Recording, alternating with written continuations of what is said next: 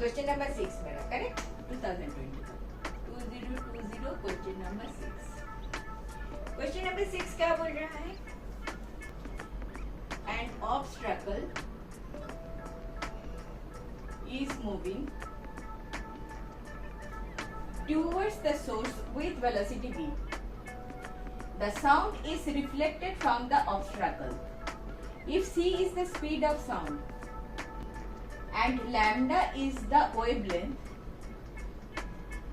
then the wavelength of the reflected wave lambda r is A option दे दिया lambda r equal to c minus b by c plus b lambda. B option lambda r equal to c plus b by c minus b into lambda. C option is lambda r equal to c minus b by c lambda.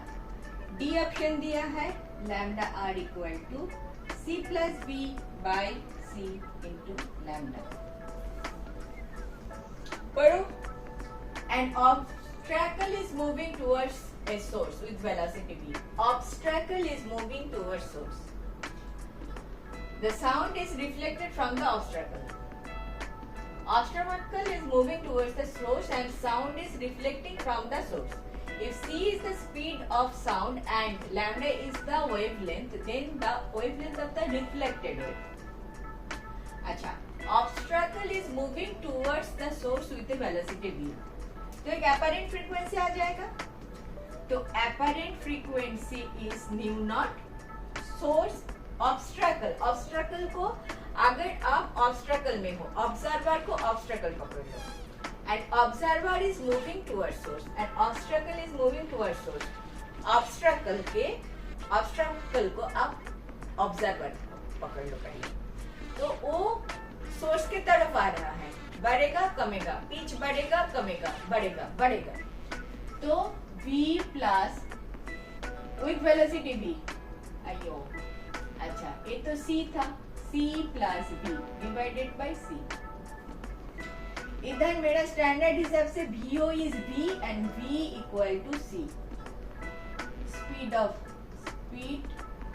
Sound c दे दिया।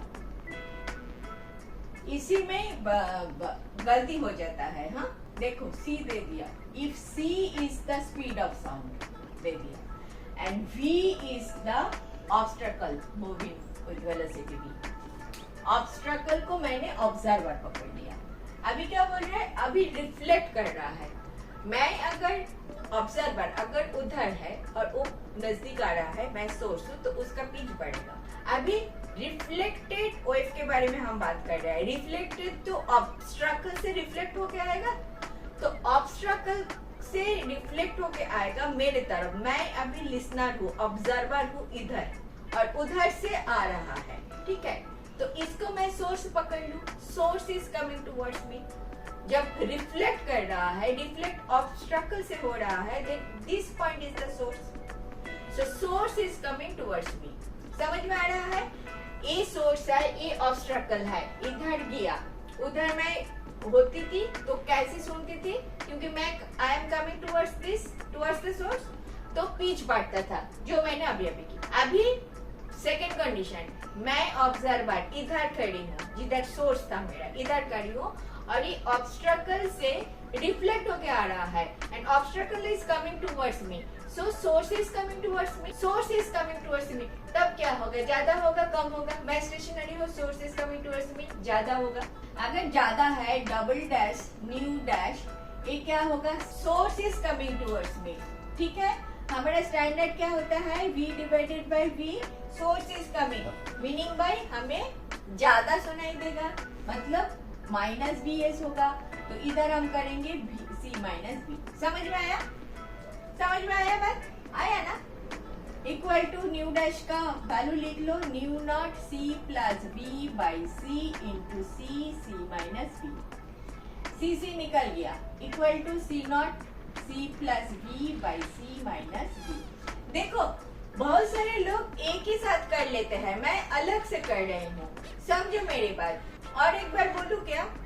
देखो मैं source हूँ और ए है listener, इधर इधर a fix करो, ए लिसनर है, ऑब्स्टेकल है, लिसनर है, ए इधर आ रहा है, पेज बढ़ेगा कमेगा, बढ़ेगा, मैं फिक्स्ड हूँ। सेकेंड टाइम ए सोर्स बन गया क्योंकि रिफ्लेक्टेड वेव के बारे में हम बात कर रहे हैं, सोर्स नजदीक आ रहा है, मैं लिसन कर रही हूँ, तो बढ़ेगा या कमेगा, बढ़ेगा, लेकिन this time source is moving, that time क्या था, कौन, who was moving, listener was moving, observer was moving, observer was moving in this case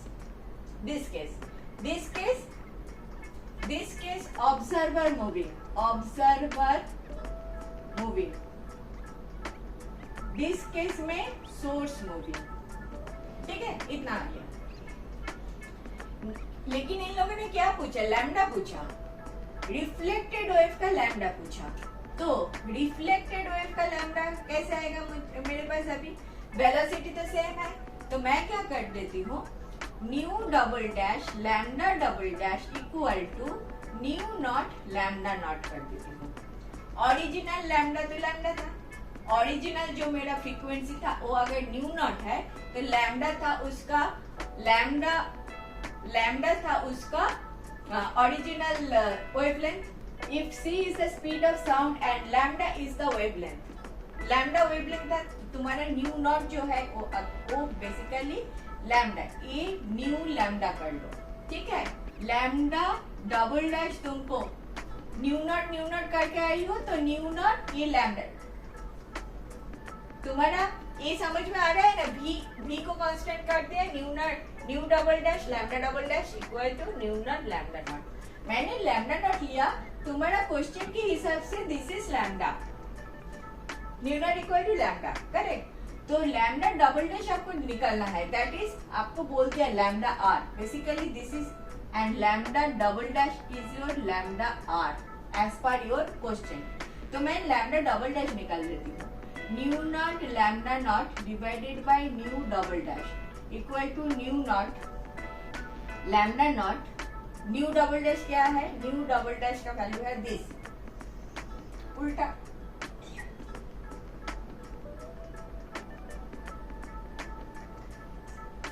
into 1 by nu naught, इसका उल्टा हो जाएगा ना, 1 अपन हो गया तो इसका उल्टा हो गया।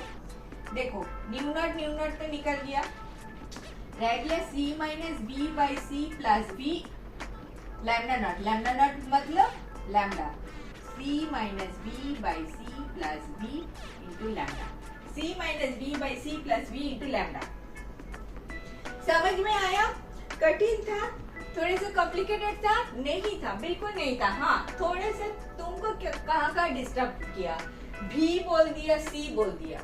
साउंड वेव कभी सी नहीं लिखते, सी होता है तो लाइट याद आ जाता है, फिर भी सी दे दिया तो तुमको ये सब करना पड़ा, इसीलिए इसमें भी सी ये सब डालना पड़ा। इधर हम भी ओ डालते हैं ऑब्जर्वर के लिए, सोर्स के लिए भी एस डालते हैं, लेकिन हमें इधर भी डालना पड़ा। ठीक है, थोड़ा सा स्टडी कर लो इसको।